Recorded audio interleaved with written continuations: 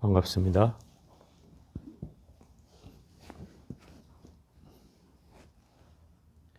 오늘은 금강경의 마지막 장입니다. 32분, 페이지는 39쪽을 펴십시오. 같이 읽고 한번 시작하겠습니다.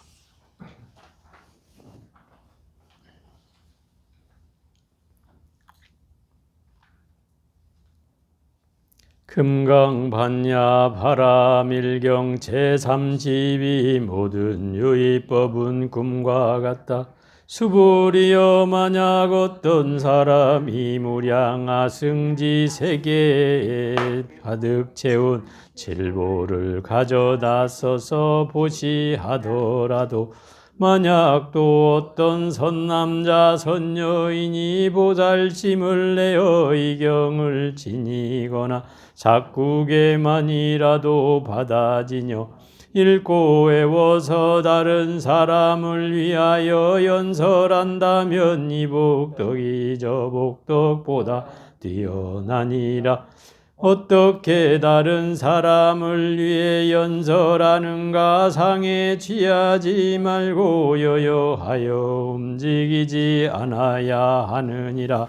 왜냐하면 모든 유의법은 마치 꿈과 같고 꼭두각시와 같고 물거품과 같고 그림자와 같으며 이슬과 같고 또 번개와 같으니 마땅히 이와 같이 볼지니라. 부처님께서 이 경을 설에 마치니 장로 수보리와 모든 비구 비구니 우바세 우바이 및 모든 세간의 전신 인간 아수라들이 부처님께서 하신 설법을 듣고 모두 극애완이하며 믿음으로 받아들여 봉행하였습니다.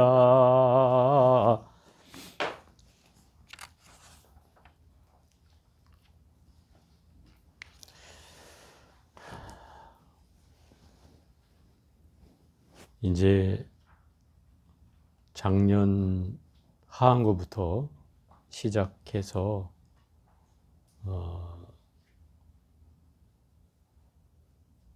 동한거 두 철 동안에 금강경이 이제 마지막 장에 왔습니다. 이 32부는 우선 이제 전주에 한 거를 좀 더 설명하고 다시 넘어갈게요. 31분이 이제 견해를 세우지 않는다. 지견불생분이고, 이 장에서는 지견을 세우지 않는 것, 그것이 열애를 보는 일이다라고 얘기하는 장이에요. 지견이란 이제 아르마리, 분별심, 이런 견해를 이제 지견이라고 합니다. 왜 아르마리 분별심을 내려놔야 하냐면, 이 부처님이 말씀하신 가르침의 핵심은 지혜를 얻는 일이잖아요. 지혜를 얻으려면 이 분별심과 아르마리가 있으면 제일 방해가 되는 거예요. 이 아르마리와 지견이라고 하는 것은 어떤 거냐면, 여러분들이 보통 알고 있는 어떤 상식적인 지식들, 그죠? 내가 가지고 있는 선험적인 지식들, 그간에 배워왔던 내용들, 이런 것들이 다 내 안에 축적이 돼 있거든요. 그래서 여러분들이 무슨 얘기를 할 때마다 내가 알기로는 이러이러한 사실은 잘못됐어, 이건 틀렸어, 이건 옳지 않아 라는 등등의 뭔가 시비를 하게 된다 이 말이에요. 그 근거가 뭐냐면 내가 뭔가를 알아왔고 배워왔다는 선험적인 지식들이 우리에겐 쌓여져 있고, 그런 것들을 일러서 우리는 선입견이나 고정관념이라고 한다 이 말이에요. 이런 것들을 우리는 지견 또는 분별심, 아르마리라고 해요. 이런 견해는 내가 수행을 하는데 또 지혜를 얻는 데는 제일 장애가 되는 요소예요. 장애가 됩니다. 예를 들어 이런 거죠. 그 많은 사람들이 찾아온 가운데 저한테 교수님들이 찾아온 적이 있어요. 그래서 제가 이 경전을 알려주면서 분명히 여러분들한테도 소개해드린 것처럼 이 경전을 자 읽고 쓰는 거를 가르쳐 줬겠죠? 그럼 읽으라고 할 때 제가 어떻게 읽으라고 그래요? 막 따져서 분석하면서 읽으라고 해요? 그렇게 안 하죠? 그럼 이 경전의 내용을 분석하지 말고 오로지 집중해서 생각을 내려놓고 생각이 일어날 때마다 성불하십시오를 외치면서 그죠? 집중해서 하라고 하잖아요. 이건 무엇보다 중요한 방식이에요. 그런데 이 교수님이 대뜸 한다는 말이 아니 경전의 뜻도 모르고 그걸 읽어야 합니까? 이렇게 묻는단 말이에요. 이건 뭐 보통 여러분들도 와서 묻는 분도 있어요. 그렇게 뜻도 모르고 읽으면 이게 공덕이 됩니까? 이렇게 묻는 분들이 있죠. 그런데 반대로 생각해 보면 그럼 뜻을 내가 알면 얼마나 알겠는가? 어? 그죠? 아무리 교수님이라고 해도 부처님이 헤아리신 지혜만큼 다 알 수 있는가? 그럴까요? 다 알 수 없겠죠. 결국 자기의 뭐냐면 지적인 호기심, 이것을 알지 못하면 뭔가 안 한 것 같은, 이 뜻을 분석하지 않으면 내가 공부를 안 한 것 같은 이런 호기심이 크단 말이에요. 사실은 우리 중생들에게는 그 호기심 때문에 이걸 알고 싶어 하는 거예요. 실제로는 이 뜻을 100% 이해할 수가 없잖아요. 부처님 아닌 다음에 어떻게 부처님, 저도 이걸 100%를 안다고 할 수가 없는데 어떻게 그걸 100% 이해할 수 있어요? 그런데도 그 사람들이 갖는 이 지적인 호기심이죠, 이게.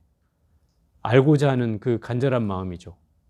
그래서 제가 그거를 깨기 위해서도 반드시 이렇게 해서는 안 된다고 알려줬죠.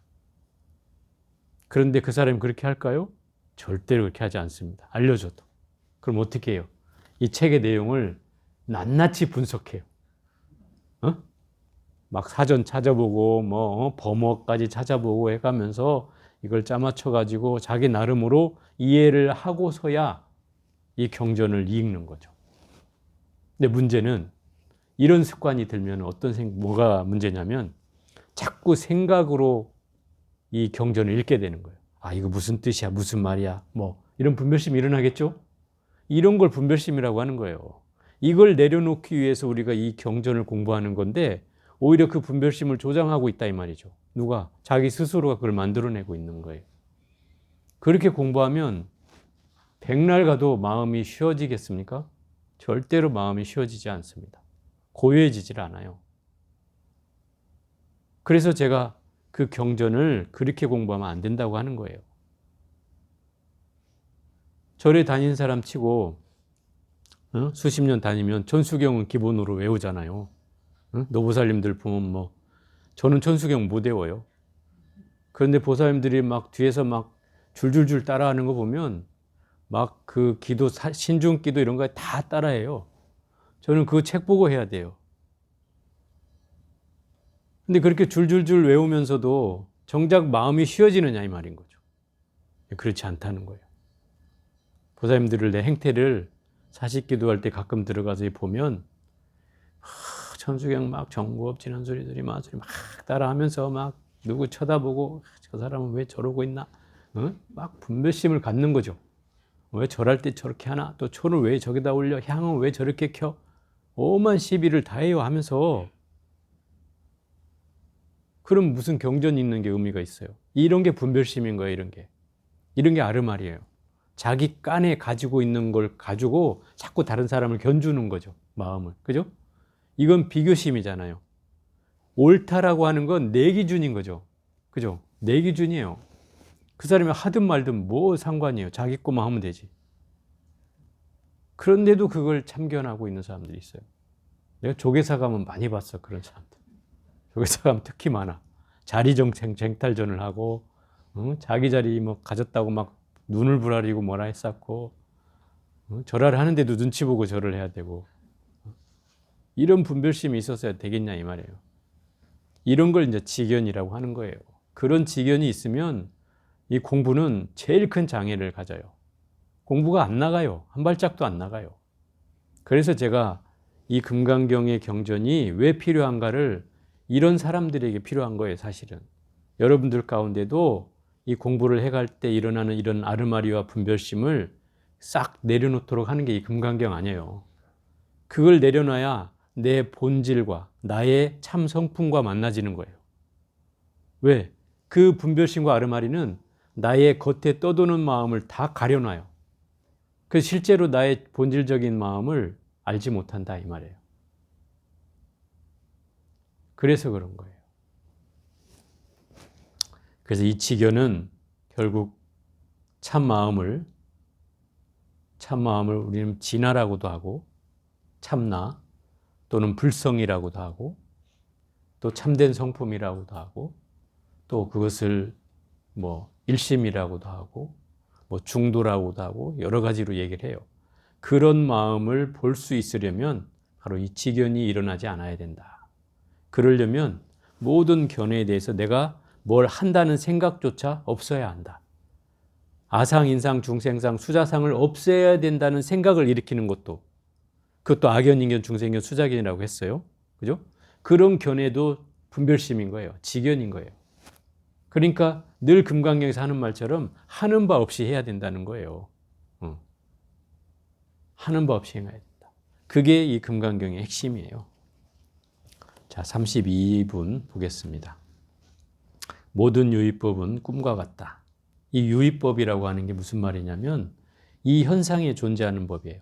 유의라는 말은 인위적인 게 있다 이런 뜻이에요. 그러면 현상에 존재하는 법은 우리 중생세간에서 벌어지는 것은 뭔가 인위적으로 벌어지는 일들이 있잖아요. 만들어가는 것들. 이런 것들이 유의법이라고 해요. 이 유의법은 현상법이고 중생세간에서 벌어지는 모든 것을 유의법이라고 해요. 그 유의법이 꿈과 같다. 이게 이제 개송에 나오는 얘기이기도 한데 이 제목이 본래 제목은 이게 아니고요. 원래 제목은 응화비진분이라고 해요. 응화비진분은 무슨 말이냐면 응화라는 말이 마땅히 응해서 화하는 몸뚱아리는 참이 아니다 이런 뜻이에요. 무슨 말이냐면 응화라는 말이 응화신을 줄여서 한 말이에요. 응화신. 응화신은 부처님의 몸을 세 가지 몸으로 나눠요. 제일 핵심이 이제 법신이라는 거예요. 부처님의 몸뚱아리가 깨달음을 형상화해서 그것을 나타낸 게 비로자나불, 그게 법신불이고요. 그 다음 두 번째는 부처님의 깨달음의 결과로 나타난 몸뚱아리가 보신불, 노사나불이고요. 그 다음에 화신이라고 해서 1100억 화신으로 나투는 몸뚱아리, 화신이 바로 서가모니불이에요. 그럼 서가모니 부처님은 1100억 화신으로 나투는 분이다 이 말이에요. 중생이 원하는 바에 따라서 그것에 맞추어서 응당 몸을 나투는 분이기 때문에 그런 몸을 여기서 말하는 응화신이라고 한다. 그러면 석가모니라고 하는 그 응화신이 참이 아니다 이렇게 한 거예요. 그 말이 뭐예요 대체? 화신은 본질이 아니라는 거예요. 응? 본질은 뭐예요? 법신이 본질이에요. 법신은 영원불멸해요. 사라지지 않아요. 근데 화신은 사라져요. 무슨 말이에요 이게? 부처님은 역사적으로 실존했던 분이잖아요. 2600여 년 전에 태어나서 20몇 살에 출가해가지고 35살에 깨닫고 45년간 장구한설법을 하시다가 80세에 돌아가셨어요. 그죠? 이런 게 화신의 모습으로 나툰 거예요. 중생에게 뭔가를 보여주기 위해서 깨달음이 이런 것이다라는 걸 보여주기 위해서 부처님 몸으로 나타서 80생을 살다가 돌아가셨다 이 말이에요. 이게 응화신이에요. 근데 이게 왜 참이 아니냐면 본래 부처님 몸의 참은 법신이라는 거예요. 법신. 법신은 뭐예요? 비로자나불이라는 법신이단 말이에요. 그건 깨달음을 형상화한 거니까 그 깨달음 자체는 영원불멸하다 이런 거죠. 그래서 법신이 참이고 응화신은 참이 아니다 이런 얘기예요.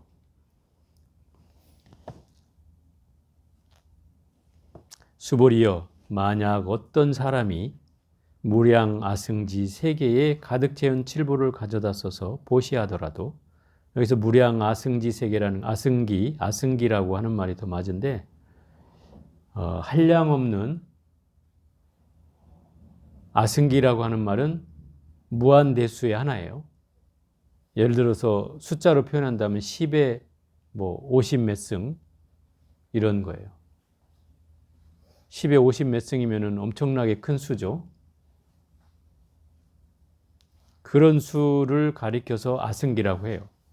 그러면 한량없는 셀 수 없는 수많은 세계에 가득 채운 칠보를 가져다 써서 보시하더라도, 그러니까 그 수많은 세계에 칠보로 가득 채운 그 아승기 세계의 칠보를 다 가져다가 많은 사람들에게 그걸 다 나눠주는 보시를 한다 하더라도, 만약 어떤 선남자 선여인이 보살심을 내어, 보살심이라는 건 보살이 되고자 하는 마음이니까 뭐 안욕달의 삼막 삼보리심이라고 할 수 있어요. 그걸 보리심이라고도 하죠. 최상에 깨닫고자 하는 마음을 내어서 이 경을 지니거나 삭국에만이라도 받아 지녀 읽고 외워서 다른 사람을 위하여 연설한다면 이 복덕이 저 복덕보다 뛰어나니라. 그러니까 이 얘기는 지금까지 한 얘기를 뭐 똑같이 해왔던 얘기인데요. 보통 금강경에서 예를 들었던 수미산이나 또는 항아사나 그 다음에 삼천대천 세계, 그죠? 이 세 가지를 주로 예를 들었다면 여기에는 무량아승기 세계라고 나왔어요. 이 무량아승기 세계는 뭐 다른 세계가 아니라 숫자로 헤아릴 수 없는 세계란 뜻이에요. 한량 없이 헤아릴 수 없는 세계. 그 세계에 칠보를 다 채우고 그 칠보를 가져다 써서 다른 사람에게 다 보시를 나눠주더라도 무엇보다 이 경을 지니거나 삭국에만이라도 이걸 받아 지녀서 읽고 외워서 다른 사람을 위해서 설해준다면 그 공덕이 앞에 칠보를 다 나눠주는 공덕보다 더 크다 이 말인 거죠. 지금까지 금강경에서 해온 얘기잖아요. 그죠? 삭국계로 정리되는 그런 내용보다 훨씬 크다는 거죠. 그러니까 여기서 말하는 금강경의 5대 수행이 있어요. 금강경의 5대 수행. 금강경에서는 5가지 수행을 얘기하고 있어요.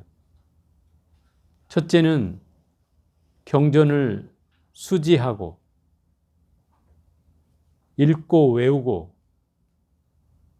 그죠? 그러니까 수지, 그 다음에 읽고 외우고, 그 다음에 위타인설, 이렇게 하면 5가지죠. 잘 받아서 잘 지니고, 그 다음에 잘 읽고 잘 외우고, 그 다음에 다른 사람을 위해서 설해주는 것. 이 5가지가 금강경에서 말하는 5대 수행이에요. 그럼 물론 뭐 받아 지니기만 해서 공덕이 있다는 뜻은 아니고, 받아 지닌다는 건 그 경전의 내용을 잘 이해해서 지닌다는 뜻이죠. 이해해서.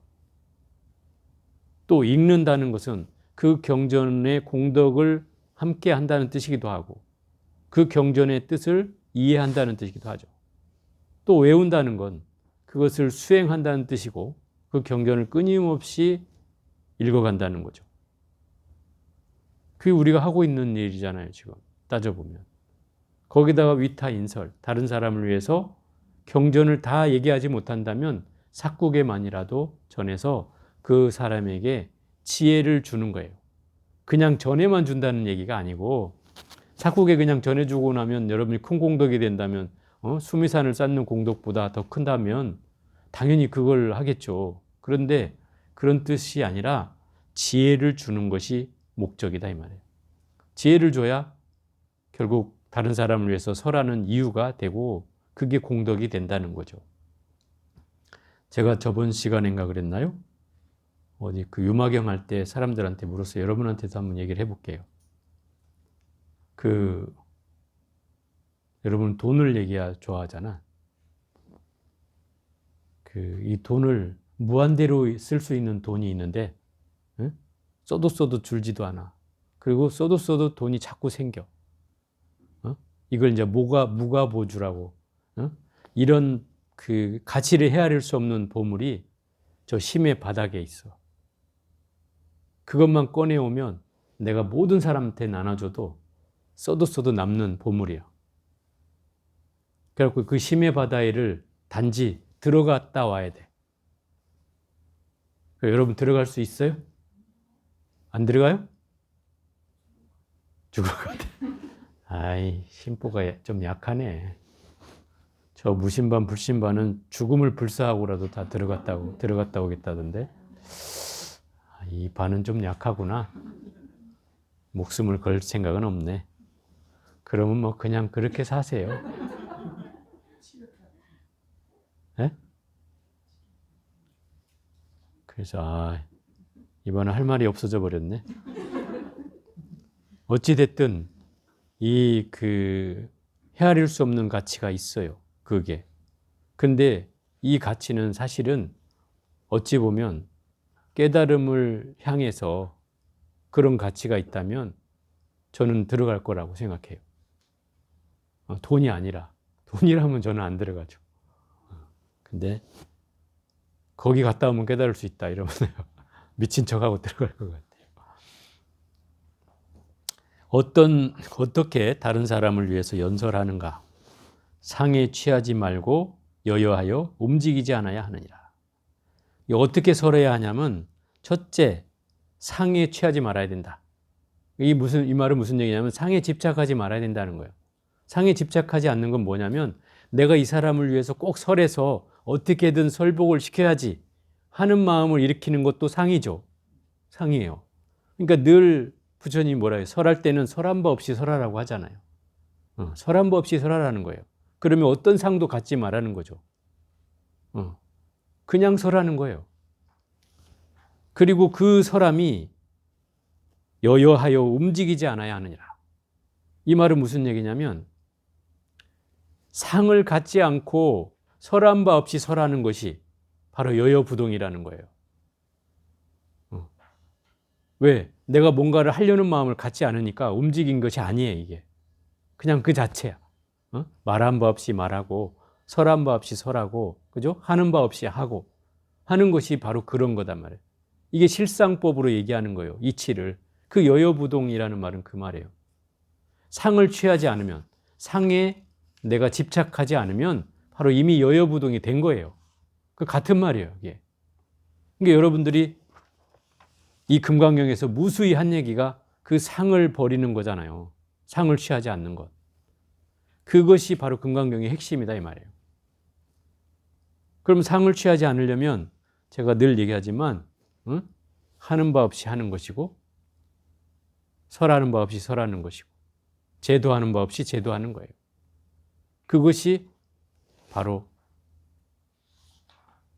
불치여상 여여부동하는 거예요. 상에 집착하지 않고 진리와 같이 한결같이 움직이지 않는 그런 법이 바로 이 금강경이다 이 말이에요. 자, 모든 유의법은 마치 꿈과 같고 꼭두각시와 같고 물거품과 같고 그림자와 같으며 이슬과 같고 또 번개와 같으니 마땅히 이와 같이 볼지니라. 이게 이제 금강경의 마지막 개송이기도 하고 금강경에 유일하게 나오는 세 가지 개송 가운데 마지막 개송이에요. 일체유의법 여몽환포령 여로영여전 응장여시관이다. 여기에 6가지의 비유가 나와요. 이 6가지 비유를 하나는 꿈이고 하나는 꼭두각시고 하나는 물거품이고 하나는 그림자며 하나는 이슬과 같고 하나는 번개다. 이렇게 얘기하는 거예요. 결국 유의법이라는 건 중생세간에 펼쳐지는 모든 법, 현상계에 펼쳐지는 모든 세계, 이것을 유의법이라고 해요. 그럼 이 세간에서 펼쳐지는 모든 세계는 결국 내가 보고 듣고 하는 그 세계란 뜻이에요. 그 세계에서 모든 존재들은, 모든 법은 다 꿈과 같다. 그죠? 꿈과 같다.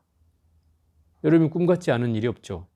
어떤 사람은 평생 100년을 살았을 때 그 100년이 남들이 보면 어이구 되게 오래 사셨네요 이러잖아요.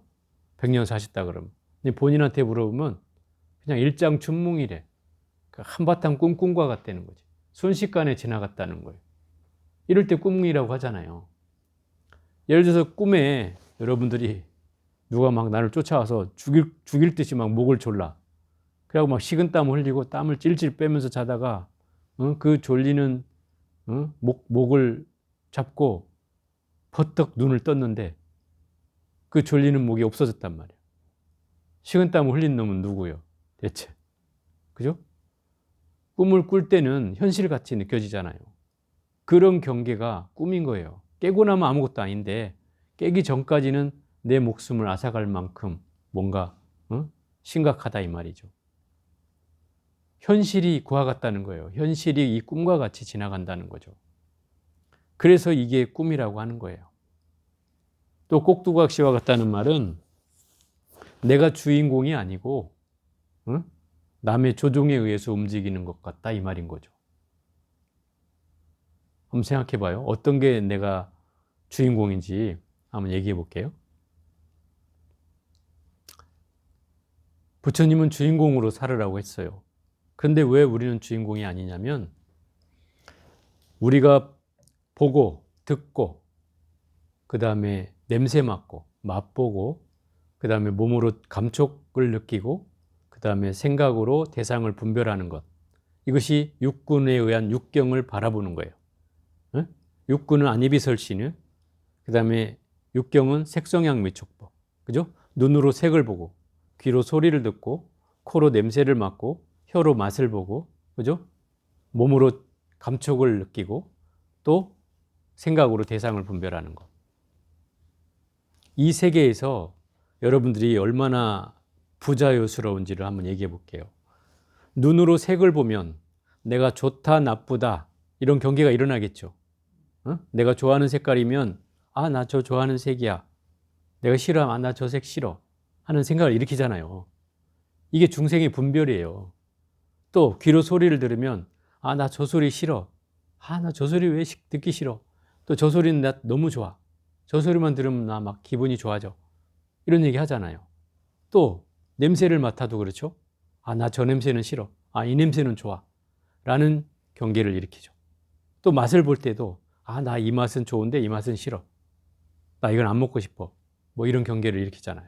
또 몸으로 접촉되는 느낌을 가져도 아, 이 살갗에 닿는 바람은 너무나 부드럽네 이렇게 느끼기도 하지만 또 어떤 때는 바람이 막 세차 오늘같이 불면 아, 바람이 너무 차, 이 바람 싫어 라는 경계를 또 일으킨단 말이에요. 그죠? 또 생각으로는 또 어때요? 무수한 경계의 분별을 내가 일으키게 되잖아요. 끝간데 없이 일어나는 경계가 있잖아요. 가는지도 모른 채 생각은 흘러가듯이 그렇게 분별을 일으킨단 말이에요. 그러면 내가 이 경계에 쫓아다니는 마음이 내가 주인공을 잃게 만드는 거예요. 에? 소리에 쫓아가고 색에 쫓아가고 냄새에 쫓아가고 맛에 쫓아가고 또 몸에 닿는에 쫓아가고 생각의 대상에 쫓아가면 이게 주인공에서 노예가 되는 삶으로 바뀌는 거예요. 왜? 왜 그런 거예요? 그 바깥 경계에 내 마음을 빼앗기니까 그런 거예요. 그죠? 색에 빼앗기고 소리에 빼앗기고 냄새에 빼앗기고 맛에 빼앗기고 몸의 감촉에 빼앗기고 생각의 대상에 빼앗긴다 이 말이에요. 그죠? 그럼 내 마음이 온데간데 없어. 있는지도 몰라. 내가 지금 뭘 하는지도 모른 채. 그래서 이걸 주인공이 아닌 노예의 삶이라고 하는 거예요. 그럼 주인공이 되려면 어떻게 해야 돼요? 주인공이 되려면 색을 보면 그냥 색인 거예요. 소리를 들으면 그냥 소리인 거예요. 또 맛을 보면 그냥 맛인 거예요. 냄새를 맡으면 그냥 냄새이고요. 몸에 접촉이 돼서 느끼는 느낌이면 그냥 그 느낌일 뿐이에요. 이건 무슨 얘기냐면 좋다, 싫다, 옳다, 그르다, 내가 취하고 버리고 하는 분별을 하지 않는다는 거예요. 그러면 이게 주인공인 거예요. 끌려가지 않잖아요. 내가 나를 지키고 있는 거예요. 이게 주인공이에요. 근데 끌려가면 이미 주인공을 잃는다 이 말이에요. 그래서 이 주인공이라는 건 이런 꼭두가시와 같은 이런 삶으로부터 벗어나는 길이잖아요. 그게 실상으로 보면 나의 주인공 참나를 볼 수 있는 거예요. 꼭두각시가 아니라 그걸 말하는 거예요. 또 금세 사라지는 이 물거품과 같고 또 이 그림자와 같으며 이 그림자는 나를 평생 따라다니잖아요. 그래서 이걸 비유를 들 때 나의 업장이다 이렇게 비유를 드는 사람도 있어요. 그림자와 같고 또 이슬과 같고, 이슬이라는 거는 아침에 맺혔다가 햇볕만 남은 순식간에 사라지잖아요. 그런 이슬과 같고, 또 번개와 같고, 번개는 여러분들이 막 번개를 치면 되게 무서워하지만 번개는 또 순식간에 일어나잖아요. 찰나에. 그리고 또 사라지잖아요.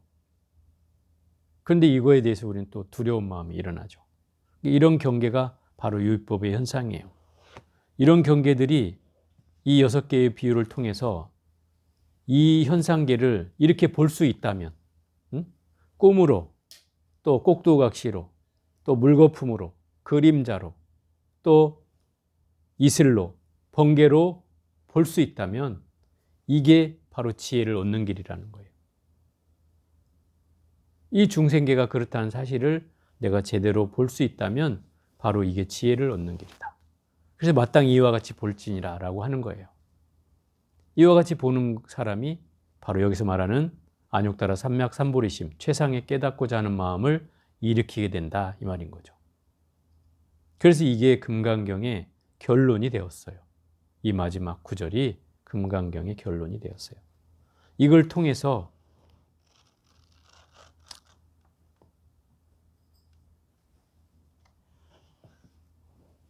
상을 없애고 모든 상을 내려놓고 진리 그 자체로 실상과 마주하는 그런 삶의 방식의 지혜를 얻으라고 말씀하고 계신 구절이죠.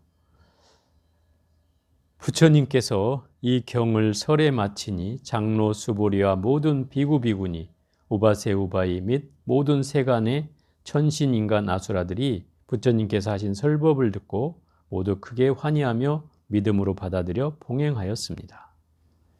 이건 이제 모든 경전에 등장하는 마지막 구절인데 거의 비슷합니다. 대동소이하기도 하고. 근데 여기 어쨌든 주인공이 장로 수보리고 또 모든 비구 비구니 우바세 우바이는 우바세는 남자 신도, 우바이는 여자 신도, 모든 세간의 천신, 하늘의 신, 인간, 아수라. 아수라는 육도 윤회하는 중생 가운데 삼선도의 하나죠. 그나마 이 아수라는 삼선도에는 들어요. 사막도가 지옥악의 축생이고 부처님께서 하신 설법을 듣고 크게 환희하며 믿음으로 받아들여 봉행하였습니다. 그러니까 이 모든 천신인간 아수라들이 이 경전의 설법을 듣고 다 환희하며 믿음으로 받아들였다. 뭐 이런 내용이에요. 이런 내용들이 이제 마지막 구절에 항상 등장하죠. 수보리는 일컬어서 해공제일이라고 해요. 10대 제자 중에 해공제일. 그러면 지혜 공의 이치를 제일 잘 터득한 분이 바로 수보리다 이 말이에요. 그래서 이 금강경에 부처님께 질문하는 대상자로 등장한 이유예요. 왜? 금강경이 바로 공을 얘기하는 경전이잖아요. 공을 한마디도 얘기하지 않았지만 어쨌든 공의 이치를 담고 있는 것이 금강경이고, 공이라고 하는 말은 결국 실상으로 봤을 때 존재하는 모든 물질은 우리 사람이라는 이 존재조차도 다 텅 빈 것이다. 실상으로 보면. 물론 현상계로는 나의 존재가 존재하지만 그 실상으로 보면 나의 존재는 텅 빈 것이다. 그래서 공한 것이다. 이 세상에 존재하는 모든 존재들도 다 공하다. 실상으로 보면 공하지 않은 건 단 하나도 없다. 이렇게 표현한 것이 바로 이 공이에요. 이런 공의 이치를 제일 잘 알고 있는 분이 바로 수보리고, 그래서 수보리가 등장해서 부처님께 질문을 드리는 거예요. 이 금강경은 어느 책에 보면은 금강경 찬이라는 책이 있어요. 그 책에 보면 금강경에는 한문이 5149자로 되어 있고 그 중에 어떤 단어가 제일 많이 나올까요? 금강경에서 제일 많이 나오는 단어. 수보리.